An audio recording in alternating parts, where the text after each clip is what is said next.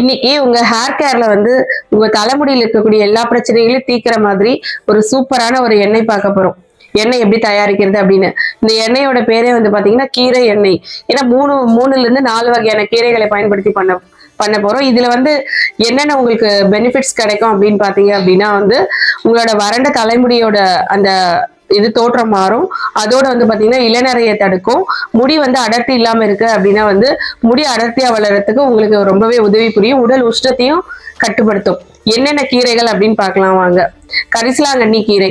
கரிசலாங்கண்ணி கீரை வந்து பாத்தீங்க அப்படின்னா உங்களோட கூந்தல் அடர்த்தியா வளர்றதுக்கு கண்டிப்பா உதவி புரியும். அதோட வந்து பாத்தீங்க அப்படின்னா மருதாணி இலை வந்து பாத்தீங்கன்னா நரைமுடி வருவதை தடுக்கும். இளமையிலே நடைமுறை வருவதை தடுக்கும்.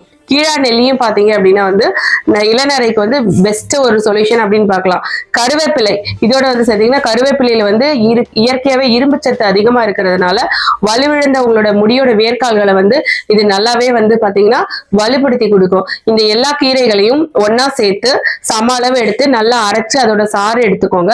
சாறு எடுத்துக்கிட்டு 1/2 லிட்டர் அளவுக்கு சுத்தமான மரச்சக்கு நல்லெண்ணெயில இந்த சாறை சேர்த்து அந்த தண்ணியில இருக்கக்கூடிய அந்த ஈரப்பதம் பிரிஞ்சு எண்ணெயும் தண்ணியும் அது ஒண்ணா அந்த சாறு கலந்து உங்களுக்கு தைல பதத்துக்கு வர அளவுக்கு மீடியம் ஃப்ளேம்ல வச்சு காய்ச்சி எடுத்துக்கோங்க.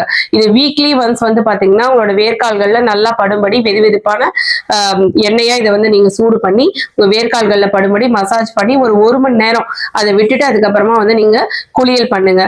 இதனால வந்து பாத்தீங்க அப்படின்னா உங்களோட தலையோட முடி ஆரோக்கியம் வந்து பாத்தீங்கன்னா அந்த அளவுக்கு வந்து உங்களுக்கு சூப்பரா இம்ப்ரூவ் ஆகும். இந்த கீரை எண்ணெய் வந்து 4 பொருட்கள் நினைக்காதீங்க. ரொம்ப ரொம்ப பவர்ஃபுல்லான ஒரு ரெமெடி. ட்ரை பண்ணி பாருங்க.